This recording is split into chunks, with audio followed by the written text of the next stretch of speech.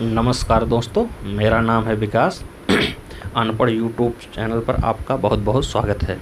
आज हम बात करने वाले हैं नारी शक्ति बंधन अधिनियम 2023 पर। नारी शक्ति बंधन अधिनियम अभी हाल ही में लोकसभा और राज्यसभा के द्वारा पारित किया गया, जिसके बाद यह एक अधिनियम का रूप लिया। अगर ब्रीफ में ये बात करें कि नारी शक्ति बंधन अधिनियम में है क्या, नारी शक्ति बंधन अधिनियम में क्या क्या है। पहले तो आप ये स्क्रीन पे जो फिगर देख रहे होंगे, इसमें नरेंद्र मोदी जी हैं जो हाथ जोड़ के खड़े हुए हैं। साथ में महिलाएं हैं जो इनको जो है माला पहना रही हैं, स्वागत कर रही हैं। ये इसलिए स्वागत कर रहे हैं क्योंकि नारी शक्ति बंधन अधिनियम अभी पारित हुआ है, जिसमें महिलाओं को 33% आरक्षण लोकसभा, राज्यसभा और विधानसभा तीनों में दिया गया है। यह 128वां संविधान संशोधन है, इसीलिए महिलाएं जो खुश हैं और प्रधानमंत्री नरेंद्र मोदी जी का स्वागत कर रहे हैं। अगर हम बात करें नारी शक्ति बंधन अधिनियम की, तो नारी शक्ति बंधन अधिनियम में जो विपक्षी सांसदों के द्वारा मुद्दा उठाया गया है वो मुख्यतः दो है। एक तो ये है ओबीसी को लेकर कि ओबीसी की महिलाओं को इसमें क्यों शामिल नहीं किया गया है।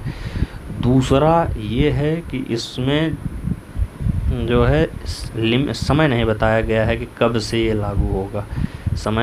इसमें समय का अभाव है। इसी को लेके सोनिया गांधी ने संसद भवन में बार बार ये कहा कि जो है आप इस अधिनियम को कब लागू करेंगे, 2 साल में, 4 साल में, 6 साल में, 8 साल में, 10 साल में, कितने दिनों में लागू करेंगे। तो हमारे सामने क्वेश्चन आता है कि आखिर प्रधानमंत्री नरेंद्र मोदी जी के सामने ऐसी क्या मजबूरी रही होगी जिसकी वजह से ये जो है नारी शक्ति बंधन अधिनियम 2024 से पहले लागू नहीं कर पा रहे हैं। हम जानते हैं प्रधानमंत्री नरेंद्र मोदी जी ने आर्टिकल 370 को हटाया, G20 समिट का आयोजन किया, सर्जिकल स्ट्राइक किया, जीएसटी और नोटबंदी जैसे साहसिक कदम लिए। उसके बाद भी ऐसी क्या मजबूरी है कि 2024 से पहले ये नारी शक्ति बंधन अधिनियम लागू नहीं हो पा रहा है। इस पे हम विस्तार से बात करेंगे। आज के पूरे वीडियो में फोकस इसी पे रहेगा कि नारी शक्ति बंधन अधिनियम 2024 से पहले लागू क्यों नहीं हो पा रहा है। इसके लिए सबसे पहले हम चलते हैं नारी शक्ति बंधन अधिनियम में क्या लिखा हुआ है, उस पर पहले बात करते हैं। नारी शक्ति बंधन अधिनियम 2023, इसमें लिखा गया है कि यह जो है नारी शक्ति बंधन अधिनियम में जो 33% आरक्षण दिया गया है महिलाओं को, यह जो है 2021 की जनगणना के बाद जो परिसीमन आयोग बनेगा। अब आपको लग रहा है 2021 तो बीत गया है, 2021 की क्यों बात हो रही है, लेकिन 2021 की जनगणना नहीं हो पाई थी कोविड-19 की वजह से और कई कारणों की वजह से। इसके कारण अब कहा गया है कि 2021 की जो जनगणना अब होगी, 2025-26 जब भी हो, उसके बाद परिसीमन आयोग का गठन किया जाएगा। परिसीमन आयोग जब रिपोर्ट देगी उसके बाद से सीटों का परिसीमन किया जाएगा। सीटों के परिसीमन के बाद जो चुनाव होंगे उसमें जो है नारी शक्ति बंधन अधिनियम 2023 के तहत महिलाओं को 33% आरक्षण दिया जाएगा। ये बात कही गई है नारी शक्ति बंधन अधिनियम 2023 में। तो ये बात करते हैं, ये परिसीमन और जनगणना क्या है, दोनों क्यों है, इसमें क्यों इसलिए कहा गया है कि 2021 की जनगणना के बाद जो है परिसीमन होगा, उसके बाद जो है लागू होगा। आप लोग जनगणना के बारे में थोड़ा बहुत जानते होंगे। ऐसा इसलिए है क्योंकि जो आसपास के आपके टीचर होंगे प्राइमरी के वगैरह के, 2011 में, अगर आप 2011 के पहले के हैं तो 2011 में देखे होंगे कि आपके घर के आसपास आए होंगे, आपसे पूछे होंगे कि आपकी एज कितनी है, आपके घर में कितने सदस्य हैं, आपके पुरुष जोड़े कितने, मतलब कितने लोग शादीशुदा हैं, कितने लोग गैर शादीशुदा हैं, आपकी इनकम पूछे होंगे। 2011 में कास्ट सेंसस भी हुआ था तो कास्ट भी पूछे होंगे। तो ये बात हुई होगी, इसलिए आपको थोड़ा बहुत जनगणना के बारे में पता होगा, लेकिन परिसीमन के बारे में आपको जानकारी कम होगी या आप कंफ्यूज होंगे परिसीमन होता क्या है। तो परिसीमन पे हम विस्तार से चर्चा करेंगे, जनगणना पे थोड़ी चर्चा कर लेते हैं। तो आर्टिकल 246 के तहत संघ सूची का विषय है क्या, सेंसस। सेंसस एक संघ सूची का विषय है, किसके तहत, आर्टिकल 246 के तहत। तो 46 तक संघ सूची का विषय है। और यह जो है जनगणना हर 10 साल पे की जाती है। 1972 में जो है पहली बार जनगणना हुई थी 1972 में पहली बार जनगणना हुई थी, लेकिन 1981 से लगातार 10 वर्षों के बाद ये आयोजित की जा रही है, चाहे अंग्रेज हों चाहे उसके बाद भारत स्वतंत्र हो गया हो, प्रत्येक 10 वर्ष के बाद। मतलब कि 1981 में पहली, अगर कोई 1872 में पहली हुई थी, तो 1881 में अगर पहली हुई थी, तो ये जो है 2021 वाली जो जनगणना होगी यह 16वीं होगी, ठीक। और 2011 वाला जो हुई थी वो 15वीं हुई थी। 2021 वाली जो जनगणना होगी वह 16वीं जनगणना होगी, इसको ध्यान रखना है। परिसीमन पे अगर विस्तार से बात किया जाए, परिसीमन क्या होता है, इस पे ज़्यादा लोगों का कन्फ्यूजन रहता है, तो आज हम परिसीमन पे ही बात करते हैं। तो परिसीमन को अगर बताएं, परिसीमन क्या है इस पे बात करेंगे, परिसीमन कौन करता है इस पे बात करेंगे, परिसीमन कितनी बार हुआ है इस पे बात करेंगे, और परिसीमन की चुनौतियाँ और इसके क्या समाधान हो सकते हैं इस पे बात करेंगे। तो परिसीमन क्या है उस पे विस्तार से बात करने से पहले हम ये जानते हैं कि परिसीमन कौन करता है। परिसीमन करता है परिसीमन आयोग। केंद्र सरकार के द्वारा परिसीमन आयोग का गठन किया जाता है। परिसीमन आयोग कब किया जाता है? हर जो जनगणना होती है, हर जनगणना के बाद जो है परिसीमन आयोग का गठन किया जाएगा, ऐसा कहा गया है, जिसके बाद सीटों का परिसीमन होगा। अभी तक परिसीमन कितनी बार परिसीमन आयोग गठन हुआ है, उसकी रिपोर्ट बनी है, कितनी बार एक्ट बना है, इस पर चर्चा करते हैं। तो परिसीमन आयोग जो है 1952 में लागू हुआ, पहली बार जो परिसीमन आयोग बना, उसके बाद अधिनियमित किया गया। परिसीमन आयोग अधिनियम 1952 में लागू हुआ पहली बार, फिर 1962 में दूसरी बार लागू हुआ। परिसीमन आयोग अधिनियम जो कि 1961 की जनगणना के आधार पर था, फिर 1971 की जनगणना के आधार पर 1972 में परिसीमन आयोग लागू हुआ, फिर 2001 की जनगणना के आधार पर 2002 में परिसीमन आयोग लागू हुआ। ये जो तीनों हैं एक तरह के थे और ये थोड़ा सा अलग है, इसको हम आगे समझेंगे कि क्या अलग है 2002 का परिसीमन और उसके पहले के जो किए गए थे परिसीमन। एक बात और आपको ध्यान रखना चाहिए कि ये जो परिसीमन आयोग है, इसके द्वारा जब कोई भी निर्णय लिया जाता है, जो सीटों का परिसीमन किया जाता है, तो उसके निर्णय के विरुद्ध सुप्रीम कोर्ट या हाई कोर्ट में अपील नहीं की जा सकती है। इनके निर्णय के खिलाफ इतना पावर दिया गया है संविधान में परिसीमन आयोग को। तो आगे बात करते हैं चुनौतियां और समाधान की। अगर बात हम चुनौतियां और समाधान की करें तो इसमें एक दो विवाद और आएंगे, साउथ इंडिया का विवाद वर्सेस नॉर्थ इंडिया का विवाद, इस पे भी चर्चा करेंगे। तो पहले जो हम छोड़े हुए हैं परिसीमन आयोग क्या है, परिसीमन आयोग पे पहले बात करते हैं। परिसीमन दो प्रकार से किया जाता है, एक होता है सीट के बीच, ये वाला सीट के बीच, दूसरा होता है हर स्टेट में उनकी जनसंख्या के अनुपात में बराबर सीटें हों। मतलब कि टोटल जनसंख्या किसी राज्य की कितनी है, अलग अलग राज्यों की जनसंख्या अलग अलग हो सकती है, उसी जनसंख्या के अनुपात में हर राज्य में सीटें अलग अलग होनी चाहिए। फॉर एग्ज़ाम्पल अगर हम बात करें कि उत्तर प्रदेश, मान लेते हो कि उत्तर प्रदेश में 60 लाख जनसंख्या है और प्रत्येक 10 लाख पे एक सीट दी जा रही है, तो कितना सीट हुई? 6 सीटें हो गई उत्तर प्रदेश की। बिहार के मान लेते हैं हम 40 लाख जनसंख्या है, तो यहाँ सीट कितनी होनी चाहिए? 4। तो यही कहा गया कि जितनी जनसंख्या है हर राज्य की, उसी राज्य के अनुपात में उस राज्य की सीटें दी जाएँ। लोकसभा की बात की जा रही है, लोकसभा की सीटों की, तो उसी आधार पर जनसंख्या में सीटों का बंटवारा किया जाए। तो ये राज्यों का बीच का सीट का बंटवारा होता है परिसीमन में, पहले प्रकार वाले में। और इसका एक एक्सेप्शन है, उसका एक्सेप्शन क्या है, अपवाद क्या है कि अगर किसी राज्य की जनसंख्या 60 लाख से कम है तो उस पर यह लागू नहीं होता, हर राज्य से कंपैरिजन यहाँ नहीं किया जाता है, उनको अतिरिक्त सीटें दे दी जाती हैं। जैसे सिक्किम की जनसंख्या 60 लाख से कम है, अब 60 लाख से क्या और भी कम है, तो वहाँ पे एक भी सीट नहीं बन रही थी कि वहाँ एक भी सीट दिया जाए। अन्य राज्यों से जब कंपैरिजन किया जाता है, फिर भी वहाँ सिक्किम को एक सीट दिया गया। तो ये एक्सेप्शन है जब 60 लाख से कम जनसंख्या यहाँ पे है। दूसरा जो बात की जा रही है, सीट के बीच समायोजन शब्द आप समझ लीजिए, ये एक राज्य के ही बीच में सीटों के बीच बात की जाती है। जैसे अगर उदाहरण के द्वारा बात की जाए, जैसे कोई सिटी है, उसके आसपास के जो गांव के लोग हैं, उसके आसपास के लोग हैं उस सिटी में चले जाते हैं, तो वहाँ की जनसंख्या बहुत ज़्यादा बढ़ जाती है।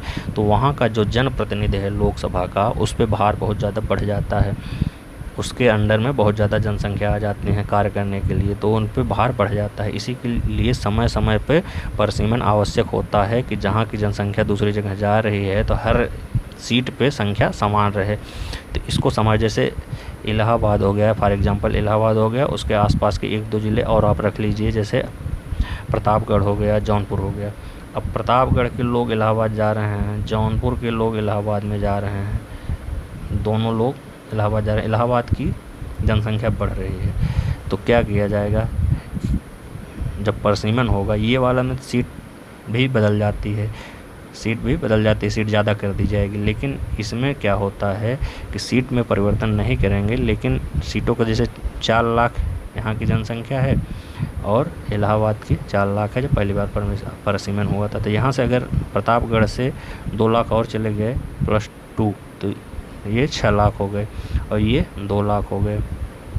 कुछ और पैदा भी होंगे, जनसंख्या बढ़ी भी होगी, तो मान लेते हैं यहाँ 2 लाख हो गए, यहाँ 6 लाख। जब परिसीमन होगा तो 3-3 लाख दोनों का, मतलब 6 और 2 8, 4-4 लाख फिर किया जाएगा। तो इनका क्षेत्र जो है बढ़ जाएगा और इनका क्षेत्र कम हो जाएगा, कम जगह में ज़्यादा लोग इलाहाबाद में आ जाएंगे, जिसकी वजह से इनकी जनसंख्या, मतलब कम क्षेत्रों में ज़्यादा लोग आ जाएंगे।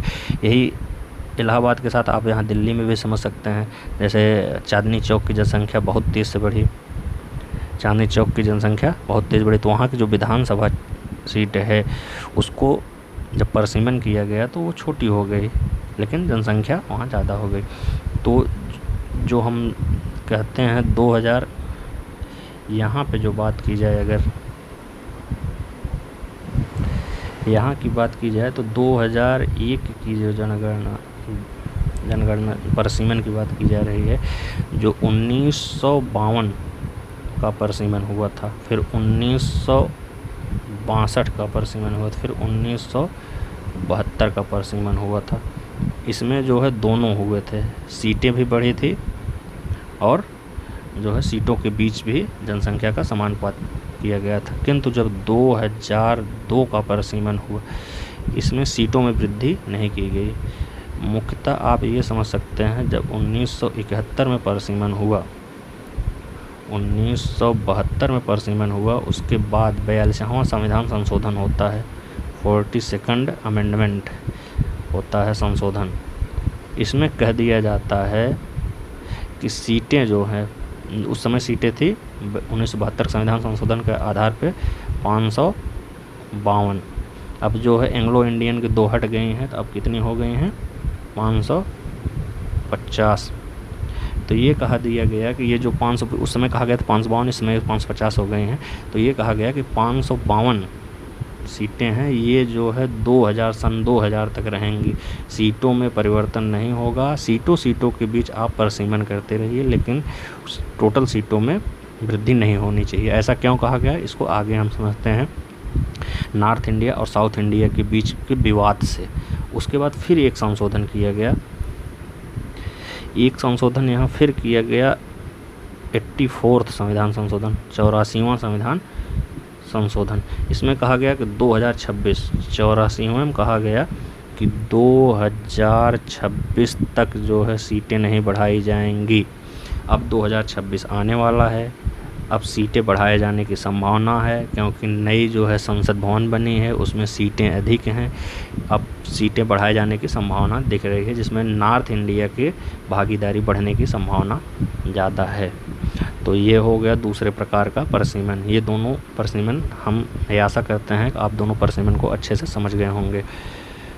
तो आप जानते हैं कि जो 3 परिसीमन हुए थे शुरू के, अभी तक 4 बार परिसीमन हुआ है भारत में। परिसीमन आयोग का 4 बार गठन हुआ है, जिसके माध्यम से परिसीमन किया गया। 3 बार एक तरह से दोनों प्रकार का परिसीमन हुआ था, लेकिन जो 2002 का परिसीमन हुआ, इसमें केवल सीटों के बीच परिसीमन किया गया, न कि टोटल सीटों में वृद्धि की गई। अब बात करते हैं परिसीमन की चुनौतियाँ और प्रभाव की। परिसीमन की चुनौतियाँ और प्रभाव, इसी में हम समझेंगे कि साउथ इंडिया और जो नॉर्थ इंडिया है, इनके बीच क्या विवाद है। नॉर्थ इंडिया, साउथ इंडिया, जब परिसीमन किया गया 1952 का, ठीक है, 1952 का परिसीमन हुआ, फिर 1962 का परिसीमन हुआ, फिर 1972 का परिसीमन हुआ। 1972 का परिसीमन हुआ तो इनकी सीटें जो है नॉर्थ ईस्ट साउथ इंडिया के जो लोग हैं, इनकी सीटें कम होने लगी, सीट कम होने लगी और इनकी सीटें बढ़ने लगी, सीटें बढ़ने लगी। इनका प्रतिनिधित्व कम होने लगा, लोकसभा में इनका प्रतिनिधित्व बढ़ने लगा। ऐसा क्यों हो रहा था? ये कहते हैं कि भारत सरकार जो है जनसंख्या नियंत्रण कानून लागू करती है, जनसंख्या नियंत्रण कानून लागू करती है और हम जो है जनसंख्या नियंत्रण करते हैं। काफ़ी हद तक ये बात सही है। साउथ इंडिया के लोग थोड़ा पढ़े लिखे ज़्यादा हैं, तो वो जनसंख्या पे नियंत्रण करते हैं। भी आप जनसंख्या के आंकड़े देखेंगे तो उसमें आपको पता भी चलेगा। ये कहते हैं कि हम परिवार नियोजन का कार्यक्रम लागू करते हैं। ये कहते हैं कि हम जो है टैक्स नॉर्थ इंडिया वाले देशों मतलब राज्यों से ज़्यादा देते हैं, फिर भी हमारी भागीदारी लगातार कम हो रही है। संसद में हमारा प्रतिनिधित्व कम हो रहा है। हम जो टैक्स देते हैं उसका पैसा का खर्च जो है नॉर्थ इंडिया में ज़्यादा हो रहा है, हमारे यहाँ कम हो रहा है। हमारी बात लोग कम सुन रहे हैं क्योंकि हमारा प्रतिनिधित्व कम है। हमें जो है मतलब छोड़ दिया गया है, हमारी बातों को लोग कम सुन रहे हैं क्योंकि हमारा प्रतिनिधित्व संसद में कम है। और यदि अगर ऐसा ही चलता रहा, ये कहते हैं नॉर्थ ईस्ट वाले कहते हैं, यदि ऐसा ही चलता रहा, साउथ इंडिया वाले कहते हैं कि यदि ऐसा चलता रहा तो भारत पर पूरी तरह से नॉर्थ इंडिया वालों का कब्जा हो जाएगा।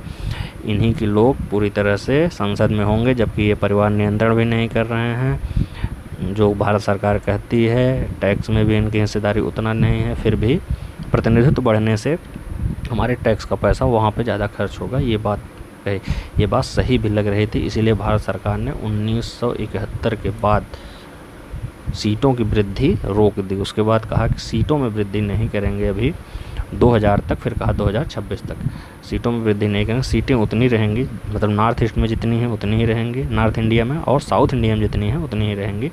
उनके सीटों के बीच आपस में परिसीमन 2002 में किया गया। तो ये मुख्य विवाद था। अब जाके 2026 में ऐसी संभावनाएं जताई जा रही हैं कि ये जो है सीटें वृद्धि हो जाएंगी नॉर्थ ईस्ट में। प्रभाव क्या है? प्रभाव वही है जो अभी हाल ही में जो साउथ इंडिया के देश के लोग हैं, साउथ इंडिया राज्य के लोग हैं, वो उठाते हैं, जो कहते हैं वही प्रभाव पड़ेगा कि उनकी जो है भागीदारी थोड़ी कम हो जाएगी। लेकिन अल्टीमेटली अगर देखा जाए तो देश तो पूरा एक ही है, सबको ध्यान में रख के काम करना पड़ेगा।